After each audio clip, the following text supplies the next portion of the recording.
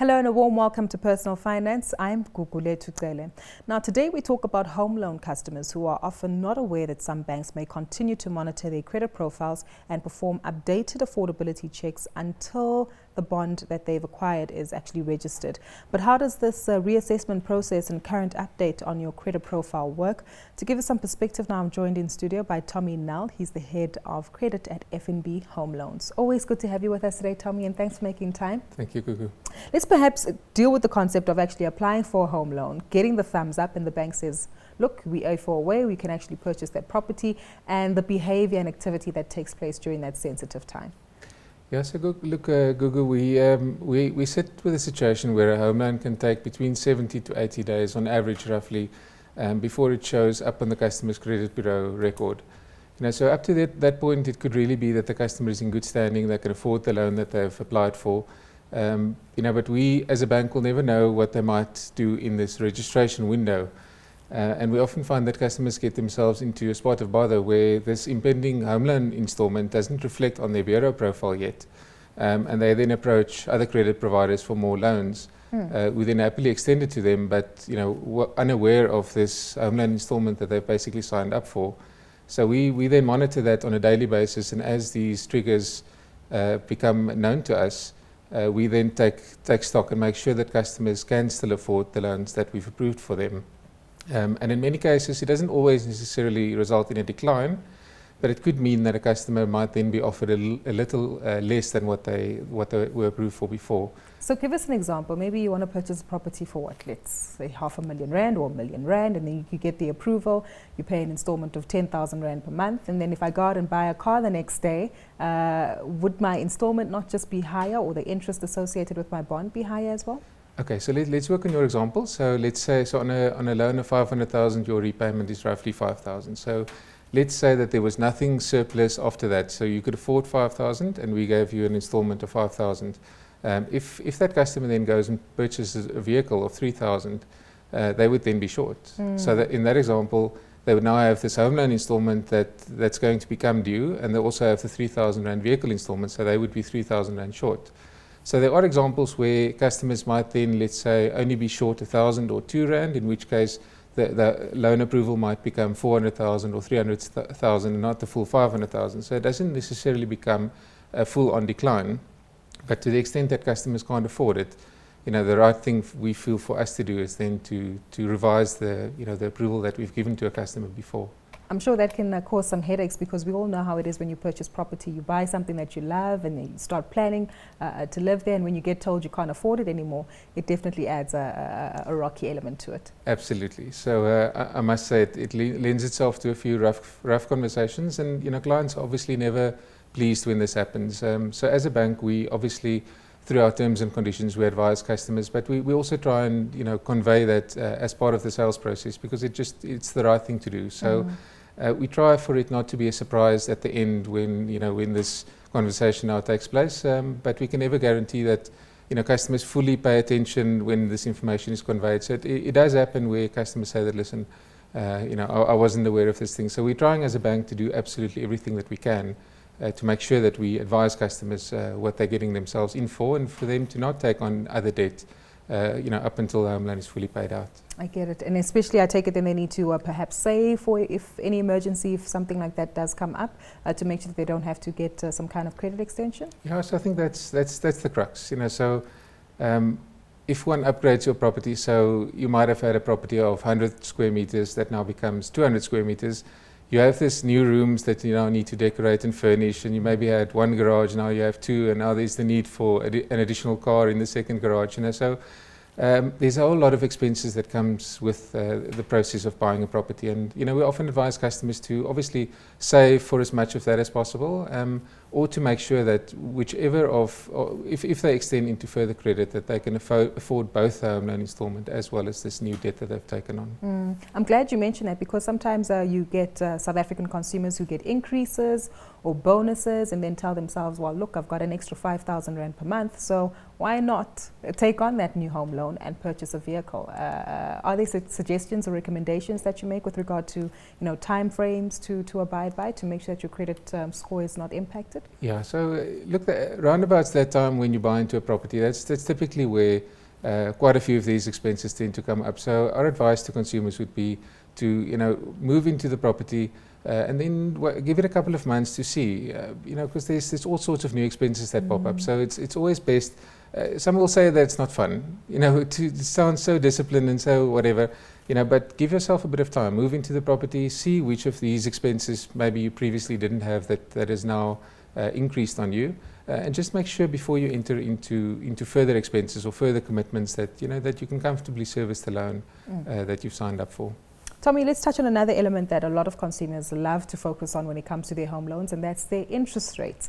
And the big question, to fix or not to fix. And in South Africa, we've certainly had an interesting cycle over the last 18 months where interest rates have increased quite aggressively. But for the last two meetings, I understand that things have been on a pause button with the local MPC. For someone like myself, or anyone watching at home, should we take any of these themes into consideration? Yes, it's always good to listen to what happens in the financial media and the commentary. At this point, it's probably likely that we might see a slight pause in the interest rate hiking cycle, which should be good news for consumers. So the rand has behaved a little bit better of late, and there seems to be a bit of few optimistic themes emerge. I know one of the leading banks have called for interest rates to start to be cut. We're not necessarily as FNB in that space yet, but you never know. If the rand continues to behave, it's definitely not an impossibility. So. But on the topic to fix or not to fix, I think people sometimes make the mistakes of first waiting for things for scary announcements to happen, and the next moment we have hundreds of applications for fixed rates at our pricing desk. We sometimes advise customers to rather look for times when there's no bad news, because that's often when the best opportunities are there. Because how our pricing works is that the moment that let's say a shock rand increase comes through or a bad inflation number, the market curves adjusts automatically. So if you're going to wait for bad news and then come to the bank to fix your rate would already be higher to the extent that the market prices in this bad news. Whereas often, if things go well for a very long time, the market curves actually reduce quite a lot, and you're actually able to get a better deal that way than rather waiting for something to go wrong and then want to fix your rate. And I take it again, that also goes back to your pocket and how much you can actually afford. If you need the flexibility of an unfixed rate versus a consistency of having a fixed interest rate. Yeah, that is undoubtedly the key. So when thinking of whether or not to do a fixed rate, one should never try and beat the cycle. You should understand your personal financial circumstances really well.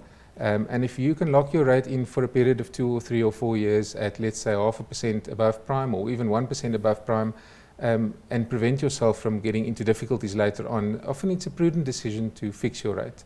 If you know that you can't afford a 1% hike in interest rates, but you can afford a 0.5% and lock yourself into that certainty, then we advise that you do it. The problem is consumers try and time the cycle. It's always fun and topical. I'm going to fix my rate and I'm going to beat the market expectations. So I'm going to pay less. But very seldomly will people be able to, on a consistent basis, get that timing right. So I would think of it more as an insurance almost like an insurance product that you take out. Rather buy yourself that certainty of knowing what you're going to be in for on a regular basis. Tommy, another element that a lot of consumers who might be moving into being financial savvy, they all want to pay off their bonds in record time. And I understand that 7 years is a doable average. Are we seeing an increased amount of increased deposits in order to quickly pay off their debt from an FNB perspective? Yeah, so that's something we've also tried to advocate, is that consumers who are prepared to put down a deposit will always be afforded a better interest rate than not. So we've also been quite proactive in advising customers how to get their best interest rate, because interest rates has been on the increase in terms of the discount that the customers have been able to get relative to the prime rate. So you might know that back in the heydays, it used to be quite a status symbol of, I get prime less too, and it becomes quite a fire conversation. Yeah. These days, interest rates are around about the prime level, maybe slightly above. So times have changed quite a lot, and it does have a lot to do with new Basel III regulations that's made funding costs for the bank more expensive, as well as the cost of capital. So it's quite a complex thing, but we do advise customers to put down greater deposits and secure the best interest rates in that way. And the other good thing is, if you put down a deposit, then later on, if you need to do a further loan, then you can take out that loan. Whereas if you're already at 100% loan to value, there's no room for you to extend the loan any further. So it could also be quite a nice shock absorber. If you put down a deposit first up, then if it gets a little bit rocky, you can maybe draw out of your home loan and settle a few of the other more expensive short-term debts. And get on a stronger financial footing again doing that. Exactly, instead of going out there again and looking for unsecured credit, which might get you into trouble again in that regard. Exactly right. But if we do take a look again at the ongoing environment and perhaps the changing landscape when it comes to home loans, we did mention at the top of the show that, again, if one goes out for further credit facilities whilst their home loan is still being processed, there could be some troubles there. Would the same apply, though, to loans for an extension of your property? I think you referred to them as what, building loans or additional loans or second home loans? So any loan that you have to register a further bond in the deeds office. So that's the security that the bank holds against your loan. So if we have to register a further amount in the deeds office, then that 70 to 80 day window applies. But any other lending where there's no deeds office, registration needed, the payout is typically quite quickly. If you don't need to have a bond registered in the deeds office, you can get a further advance literally in a week or two. Wow. And you wouldn't have that protracted waiting period. So there's obviously then much less chance for anything to go wrong if this window is only a couple of days or a week or two perhaps. Tommy, we've said quite a bit, but if we do a quick refresher of tonight's conversation, what are the key themes to bear in mind? Yes, I think it's important for consumers to be aware that once you have that home loan approval, that loan doesn't register on your credit profile yet. So chances are, if you're going to be applying for further credit, there's a very, very good chance that you will be approved that. But there's no guarantee that you will actually be able to afford that repayment, because that lender might not have actually used that the home loan installment that you're still about to pay in that affordability assessment. So I think it would be wise just for to wait a bit, move into the property, and then consider any further debt take on after that. And just to close off very briefly, checking statements is also quite crucial, just to make sure that everything is still in line and in order, no unusual activity taking place there. Absolutely. So we'd advise consumers very strongly. You get one free credit report a year. Very easy to sign up on all of the major credit bureau websites. Use that and monitor it very diligently. Tommy, thank you so much for your time today and updating us on things to be cautious about, especially when it comes to making those significant purchases which impact on your credit rating. But that's how we wrap things up for Personal Finance tonight. A big thank you once more to Tommy Nel, Head of Credit at FNB Home Loans. Do remember that we want to hear your views, so share your thoughts, comments and opinions with us. You can tweet us at CNBC Africa using the hashtag Finance410, or to myself at Gugulethu on Twitter. Until next time, it's goodbye for now.